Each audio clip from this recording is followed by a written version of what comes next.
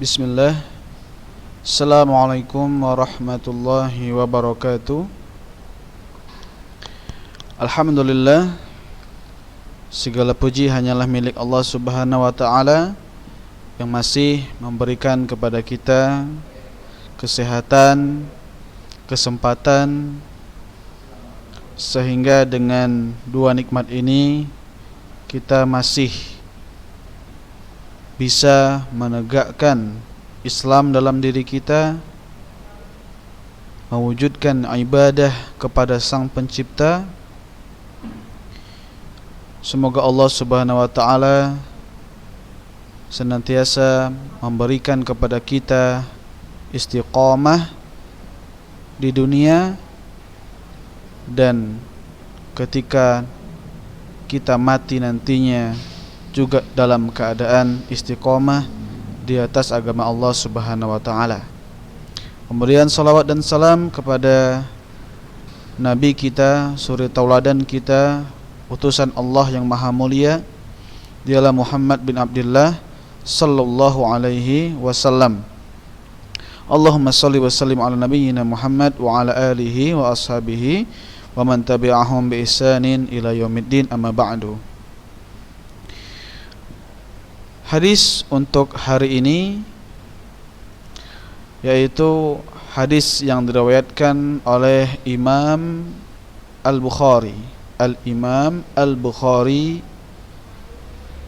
dan hadis ini sahih.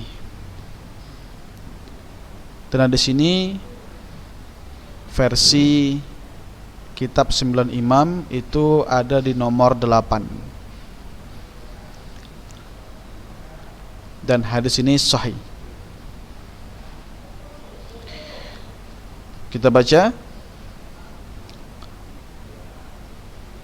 Haddatsana Abdullah bin Muhammadin Al-Ju'fi qala haddatsana Abu Amir Al-Aqadi qala haddatsana Sulaiman bin Bilal an Abdullah bin Dinar an Abi Salih an Abi Hurairah radhiyallahu anhu anin Nabi sallallahu alaihi wasallam qala al-imanu bid'un wa sittuna syu'batan wal haya'u syu'batun minal iman. Rawahul Bukhari. Imam Al-Bukhari berkata, telah menceritakan kepada kami Abdullah bin Muhammad Al-Ju'fi. Abdullah bin Muhammad Al-Ju'fi berkata, menceritakan hadis kepada kami Abu Amir Al-Aqadi. Abu Amir Al-Aqadi berkata, menceritakan hadis kepada kami Sulaiman bin Bilal. Sulaiman bin Bilal dari Abdullah bin Dinar, Abdullah bin Dinar dari Abi Salih, Abi Salih dari Abu Hurairah radhiyallahu anhu. Abu Hurairah dari Nabi sallallahu alaihi wasallam bersabda, iman memiliki lebih dari 60 cabang. Bid'un ini 3 sampai 9. Situn 60. Berarti 63 sampai 69 cabang. Syu'bah, cabang. Wal haya'u syu'batun minal iman. Dan rasa malu adalah cabang dari iman. Dari 63 sampai 69 cabang tersebut, Rasul keluarkan satu sebagai penguat, sebagai peringatan buat para sahabat beliau dan umat Islam secara umum bahwasanya malu ini benar-benar cabang dari keimanan.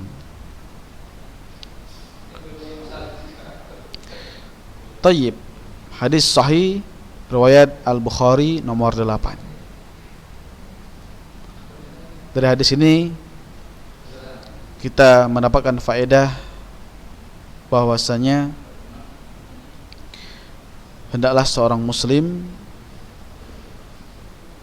dia berupaya mendidik dirinya untuk memiliki rasa malu, bukan malu menampakkan kebenaran, bukan malu untuk mengerjakan kebaikan, namun malu berbuat hal-hal yang dilarang oleh Allah Subhanahu wa taala. Ya, semoga Allah Subhanahu wa taala memberikan taufik kepada kita semua, termasuk kepada ustaz sendiri. Semoga Allah mempertebal rasa malu dalam diri ustaz dan antum semua agar kita lebih baik lagi di hadapan Allah Subhanahu wa taala. Tayyib.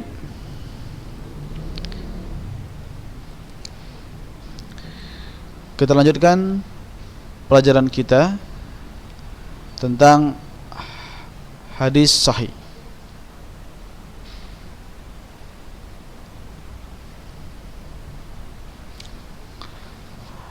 As-sahih li dzatihi, ya ini hadis sahih secara zatnya atau secara mutlak. Tayyib. Pada pertemuan yang lalu telah dijelaskan ya bahwasanya hadis sahih yaitu mattasala sanaduhu binaqlil adlil dhabiti an mislihi ila muntahahu min ghairi syudzuzin wala illatin. Hadis sahih yaitu hadis yang bersambung sanadnya. Ini syarat yang pertama, sanadnya bersambung. Bi naqlil adlid dhabit, dengan penukilan atau melalui penukilan dari orang yang adil dan orang yang dhabit.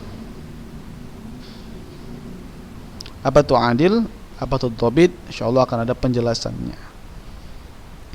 An mislihi ila muntahahu, dari semisalnya, yaitu dari rawi yang adil juga, rawi yang dhabit juga, sampai akhir sanad.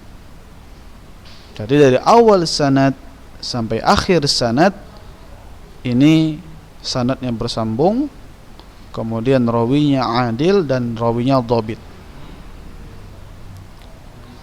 Itu dia.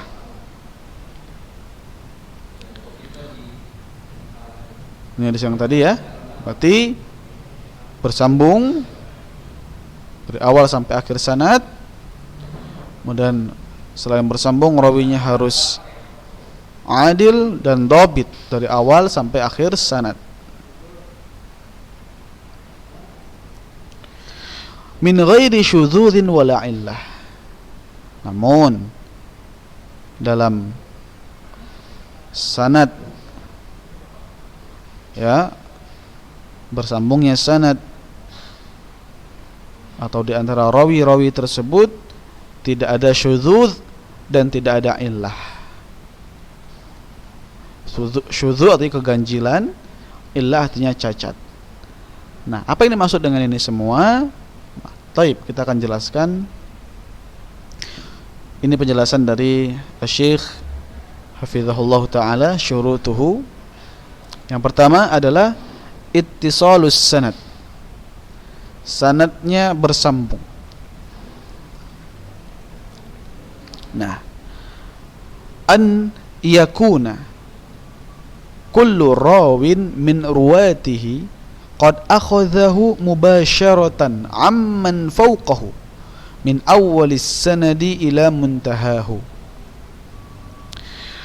Yang dimaksud dengan bersambungnya sanad Ya Ustaz rahimani rahimakumullah, yaitu setiap rawi dari rawi-rawi hadis, setiap rawi dari rawi-rawi hadis sungguh telah mengambil hadis tersebut mubasyaratan, langsung, amman fauqahu, dari orang yang di atasnya.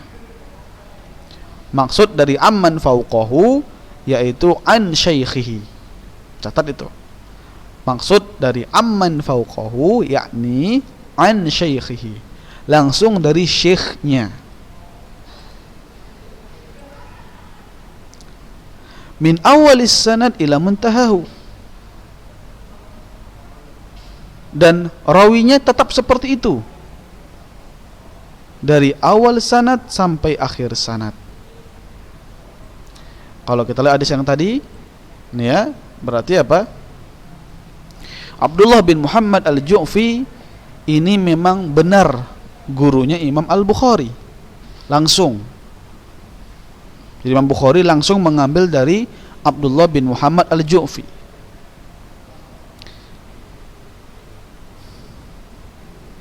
Kemudian ahli hadis harus memastikan bahwasanya betul Abdullah bin Muhammad al-Ju'fi benar mengambil dari Abu Amir al-Aqadi.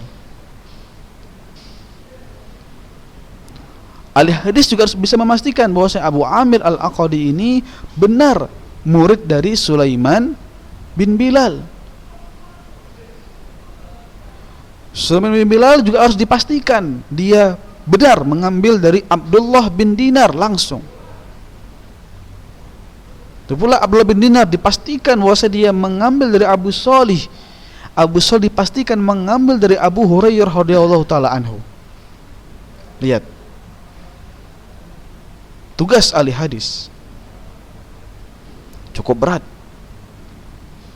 memastikan bahwasanya sanad yang ada itu bersambung, yaitu indikatornya adalah setiap rawi langsung mengambil dari rawi lainnya, yaitu gurunya. Imam Bukhari mengambil dari gurunya, yaitu Abdullah bin Muhammad al-Ju'fi. Abdullah bin Muhammad al-Ju'fi mengambil dari gurunya langsung, yaitu Abu Amir al-Aqadi, dan begitu terus sampai Abu Hurairah. Lihat perjuangan ahli hadis ketika mengatakan hadis ini sahih, Masya Allah, maka ahli hadis langsung memastikan setiap rawi itu bersambung sanadnya. Kemudian syarat yang kedua, adalatur ruwah, adalatur ruwati, rawinya adil. Adil di sini bukan berarti tidak zalim ya. Nah, adil di sini maksud adalah ittisafu kulli rawin min ruwatihi bil islami wal bulughi wal aqli min ghairi fisqin wala kharimin min khawarimil muru'ati. Rawi yang adil maksudnya adalah setiap rawi dari rawi-rawi hadis, nah ini bersifatkan atau memiliki sifat, memiliki karakteristik. Yang pertama apa karakteristiknya? Dia seorang muslim, beragama Islam. Kedua, baligh. Ketiga, berakal.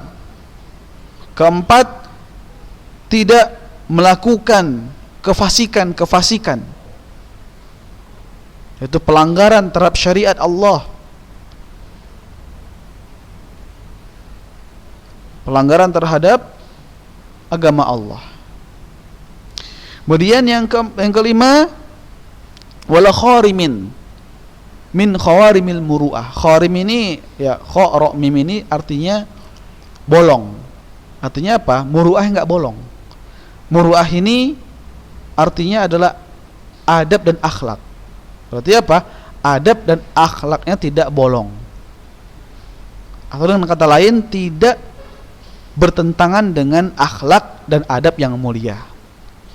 Nah, jadi rawi yang adil itu ada 5 karakteristiknya. Yang pertama, seorang muslim, 2 balik, 3 berakal, 4 tidak melakukan kefasikan, 5 tidak bertentangan dengan adab dan akhlak yang mulia.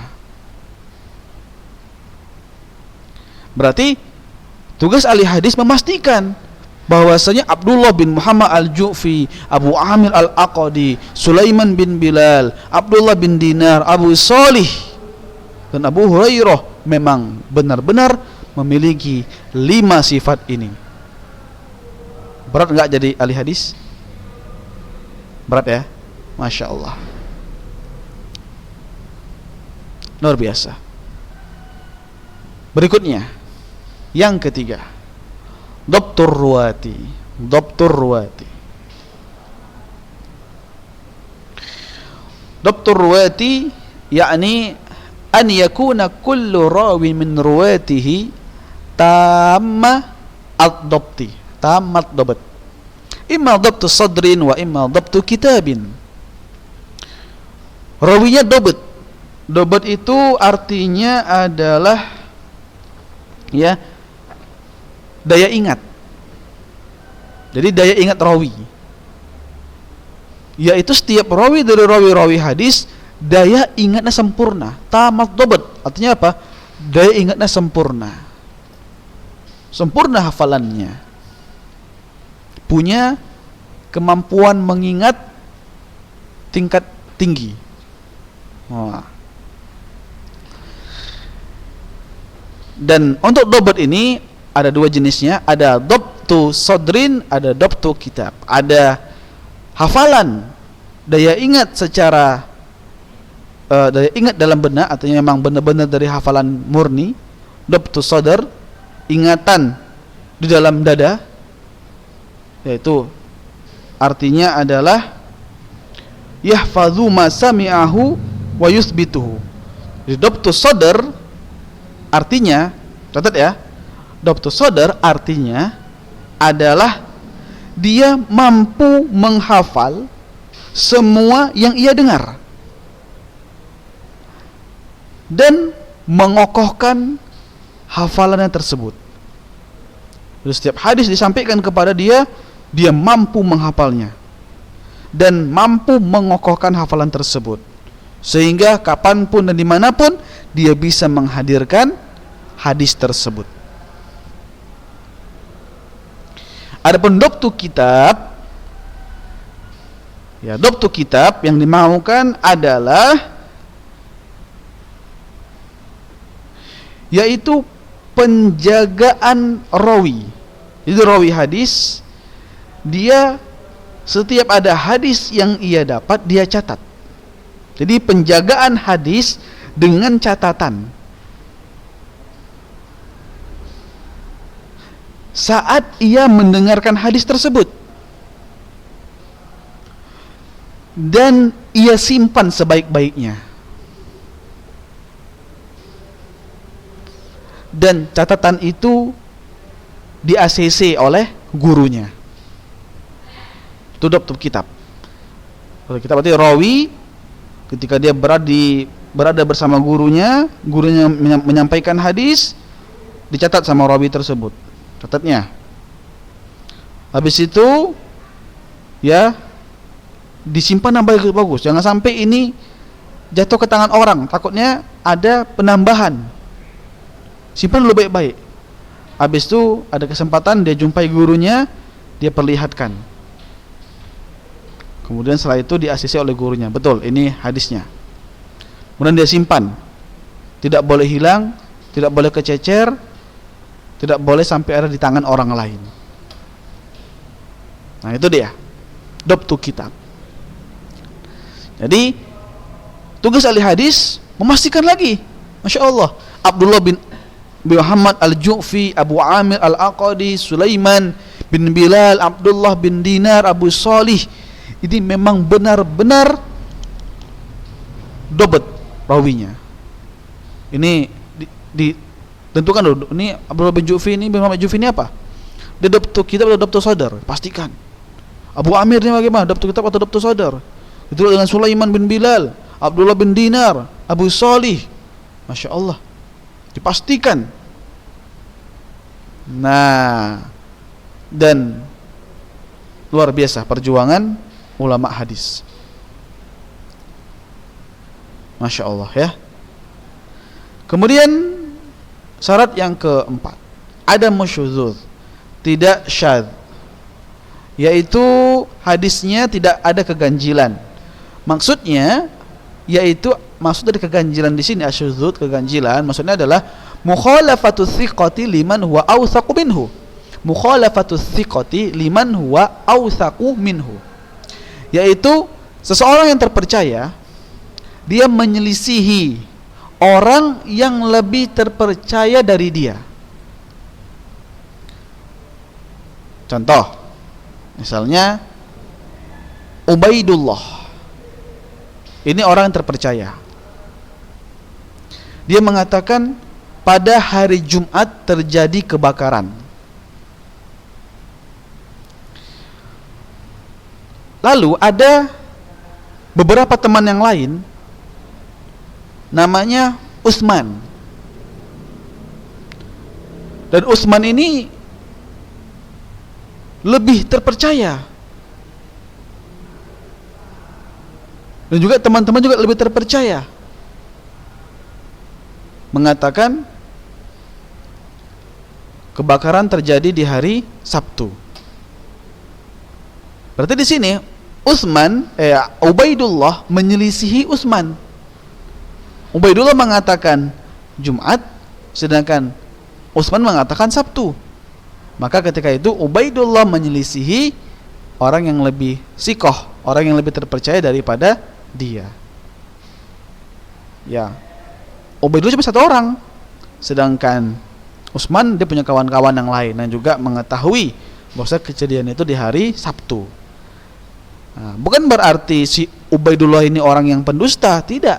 Namun ya, dia orang terpercaya, namun lebih terpercaya lagi si Utsman. Itu contohnya. Taib. Kemudian contoh yang kelima yaitu hadis adamul illah, tidak ada illah, tidak ada cacatnya. Maksudnya apa? Alla yakuna al hadisu ma'lulan. Hadisnya tidak cacat. Taib. Apa yang dimaksud? Al-illah sababun khafiyyun ghamidun yaqdahu fi sihhatil hadisi ma'anna adh-dhahira as-salamatu minhu. Cacat di sini maksudnya adalah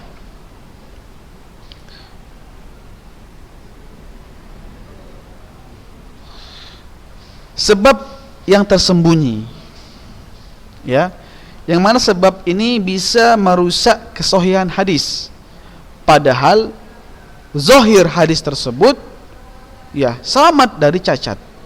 Artinya secara zahir, misalnya ini, secara zahir hadisnya sanadnya bersambung, kemudian rawinya adil, rawinya dhabit, tidak ada syadz di situ. Namun setelah dikumpulkan riwayat yang mana ada kesamaan matan di sana, namun ada pengumpulan riwayat jalur yang lain, ternyata ulama hadis menemukan di sana ada illah, ada cacat. Dan ini ya ilmu yang sangat dalam sekali. Ya, bahkan dari kalangan ahli hadis itu hanya sedikit dari mereka atau beberapa dari mereka yang mampu memeriksa illah suatu hadis. Karena memang ini ilmu yang sangat tersembunyi sekali. Hanya orang-orang yang memang menghabiskan waktu, tenaga dan kemampuannya yang bisa mendeteksi illah suatu hadis, karena dia harus mengumpulkan semua riwayat. Kesimpulannya, ya, simpulannya illah itu diketahui setelah dikumpulkannya riwayat. Tayyib, barakallahu fikum. Nah, Masya Allah ya. Jadi tugas ahli hadis itu sangat berat sekali. Ketika mengatakan hadis ini sahih, hadis sahih, berarti memastikan 5 hal tadi itu memang ada pada seorang rawi. Abdullah bin Muhammad Al-Ju'fi memang bersambung sanadnya dengan Abu Amir. Kemudian memastikan Abdullah bin Muhammad Al-Ju'fi ini rawinya adil, memastikan dia ini dobat, memastikan dia ini tidak syadz dan tidak ada illah pada dirinya. Satu persatu. Lihat perjuangan ahli hadis. Dan kita, alhamdulillah, masya Allah, tinggal menerima. Hadis sahih, amalkan. Hadis sahih, amalkan. Sampai memperjuangkan hadis ini para ulama. Luar biasa. Semoga Allah merahmati ulama hadis, memberikan pahala yang besar kepada ulama hadis yang telah menjaga sunnah-sunnah Nabi SAW, sabda suci beliau alaihi salatu wassalam. Dan di sini ada contoh, misaluhu, contohnya ada sahih ma akhrajahul Bukhari fi sahihihi an Jubair, ya, an Jubair ibni Mut'im, an Jubair ibni Mut'im radhiyallahu ta'ala anhu qala sami'tu Rasulullah sallallahu alaihi wasallam qara'a fil maghribi bitur. Itu hadis yang dikeluarkan oleh Imam Al-Bukhari dari Jubair bin Mut'im radhiyallahu ta'ala anhu. Beliau berkata, saya mendengar Rasulullah SAW bersabda, saya dengar Rasulullah SAW itu membaca dalam sholat maghrib surah At-Tur. Ini hadis sahih. Rasulullah SAW membaca surah At-Tur ketika sholat maghrib. Ini hadisnya sahih. Apa hukum hadis sahih? Wujubul ihtijaji wal amali bihi bi ijma'i ahli hadis. Wajib berhujjah dan mengamalkan hadis itu menurut kesepakatan ulama ahli hadis. Tidak boleh ditolak hadis tersebut. Wajib diamalkan, wajib diyakini. Barakallahu fikum.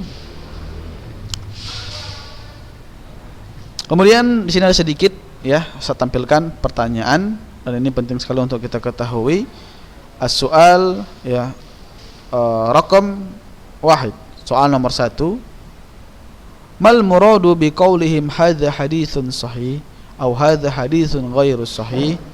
Apa yang dimaksud dengan ucapan para ulama, ini hadis sahih, ini hadis tidak sahih? Nah, jawabannya, yang dimaksud dengan ucapan mereka ini hadis sahih, yaitu anna asy-syurutul khamsata intabaqat alaihi. 5 syarat terpenuhi pada hadis tersebut. Berarti tatkala ada dikatakan hadis sahih, berarti apa? 5 syarat tadi telah terpenuhi. Sini ada hadis lagi yang lain. Kita lihat. Ada lagi nih, misalnya hadis sahih. Berarti apa? 5 syarat ini telah terpenuhi. Masya Allah. Masih ingat 5 syaratnya? Wajib dihafal, ya. Barakallahu fikum. Nah, la annahu maqtu'un bi sihhatihi. Namun bukan berarti ini harga mati. Artinya apa? Bukan berarti semua rawinya itu sempurna. Ya, bukan berarti sempurna. Artinya apa? Semuanya pada level yang sempurna. Tidak. Lihtimal khata'i wan nisya' ala thiqah. Karena tetap ada ya kesalahan atau lupa atas orang yang terpercaya tersebut. Juga manusia pasti ada salah, pasti ada keliru, pasti ada lupa. Namun rawi yang tadi itu, yang telah mencapai rawi yang sahih, itu telah memenuhi standar bahwasanya mereka itu layak dikatakan rawi atau hadis itu sahih. Itu dia, ada standarnya. Seperti itu. Bukan berarti mereka itu maksum, tidak. Tetap ada kesalahan, namun mereka telah memenuhi standar. Hadis mereka diterima dan dinyatakan sahih. Kemudian masuk ucapan ulama juga, hadis ini tidak sahih. Hadza haditsun ghairu sahih. Ini hadis tidak sahih. Maksudnya apa? Asyurutul khamsata lam tantabiq alaihi. Ya. kullaha aw ba'daha. Syarat yang 5 tadi tidak terpenuhi, baik semuanya ataupun sebagiannya. La'annahu makdzubun lihtimali isabati man huwa katsirul khata'. Namun bukan berarti ya perawinya itu dusta, perawi itu berdusta, tidak. Itu bukan berarti ini hadis dusta, tidak. Ya dikatakan tidak sahih karena ya ada kemungkinan, karena memang terjadi ya rawinya itu banyak salah, banyak kelirunya. Itu dia, bukan berarti rawi itu pendusta, namun rawinya itu banyak salah, banyak keliru, maka dikatakan hadis tidak sahih. Nah, jadi apa kesimpulannya? Intinya nak, ketika dikatakan hadis sahih berarti apa? 5 syarat terpenuhi. Ketika hadis tidak sahih, ya ada kemungkinan hadis ini hasan, ada kemungkinan hadis itu dhaif, dan juga ada kemungkinan hadis itu palsu. Nah itu dia. Jadi kalau dibilang hadis nggak sahih, bisa kemungkinan dia itu hadis hasan, bisa kemungkinan hadis itu dhaif, bisa kemungkinan hadis itu palsu. Nah, barakallahu fikum. Jadi nak, luar biasa ya perjuangan ulama hadis ketika ingin mensahihkan suatu hadis, dan akhirnya kita mengetahui betapa berat menjadi ahli hadis. Maka nak, lagi-lagi kita hanya bisa bersyukur kepada Allah, karena Allah ya menghidupkan ulama ahli hadis buat umat Islam. Oleh karena itu suatu ketika Imam Ahmad pernah ditanya oleh seseorang, "Wahai Imam Ahmad, siapakah yang dimaksud dengan golongan yang selamat?" Maka Imam Ahmad diam sebentar dan masuk ke dalam rumahnya. Beliau menggali apa yang beliau dapat. Setelah beliau dapat, beliau keluar, lalu beliau memanggil orang tersebut, "Sini, tadi yang bertanya siapa itu golongan yang selamat?" Maka kata Imam Ahmad, "Kalau bukan ahli hadis, saya tidak tahu siapa lagi mereka. Kalau bukan ahli hadis, saya nggak tahu lagi siapa golongan yang selamat." Sungguh telah benar Imam Ahmad rahimahullah ta'ala, karena dengan ahli hadislah terjaga agama Allah. Karena semua urusan agama itu sumbernya Al-Quran, sumbernya hadis.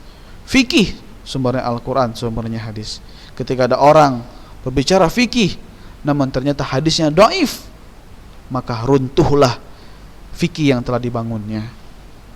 Barakallahu fikum. Begitu pula orang berbicara akidah, ternyata hadisnya dhaif, maka runtuhlah akidah yang dibangunnya tersebut.